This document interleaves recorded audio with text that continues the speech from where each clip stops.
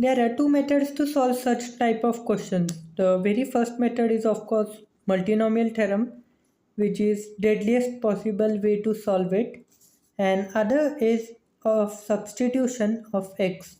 So here we will substitute x as 2 by x, then we will be having 8 by x square plus 6 by x plus 4 whole to the power 10 as summation 0 to 20 ar 2 power r by x power r because x is substituted, and if you remove 2 by x square common from here, 2 by x square common, then you will be having 2 power 10 by x power 20 into 4 plus 3x plus 2x square whole to the power 10 equal to summation 0 to 20 ar 2 power r into x power r. Let us take this x power 20 on right side. So this will be 20 minus r. Now you also know that 2x square plus 3x plus 4 to the power 10 is summation ar x power r. Summation ar x power r. This is 0 to 20 and this is 2 power 10 equal to summation 0 to 20 ar 2 power r into x power 20 minus r. Now here the coefficients of x raised to some constant value of r would be same on both sides. Let us suppose that r is 3. Then coefficient of x cube would be 2 power 10 into a3. And if you put here r as 17, then you will get x cube. So that would be equal to a17 2 power 17. So coefficient of x cube would be same on both sides. Similarly, to find a8 and a12, we will let us say that here r is 8. So you will be having 2 power 10 a8 x power 8 equal to. Now you need x power 8 on right hand side also. So put r as 12. So you will be having a power 2 power 12 into a12 x power 8. Okay. So basically you know from here that a8 by a12 is 2 power 2, that is 4. So answer is 4.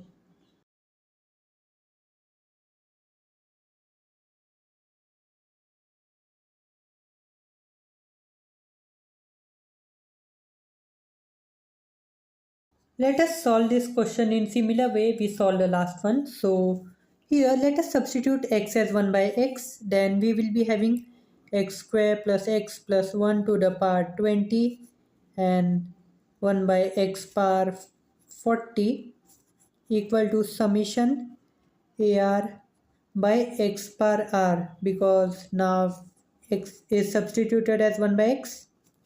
Now x square plus x plus 1 to the power 20 is this term. So let us write it, summation ar x power r from 0 to 40 is equal to, take this x power 40 on right side. So you will be having a power r and x power 40 minus r.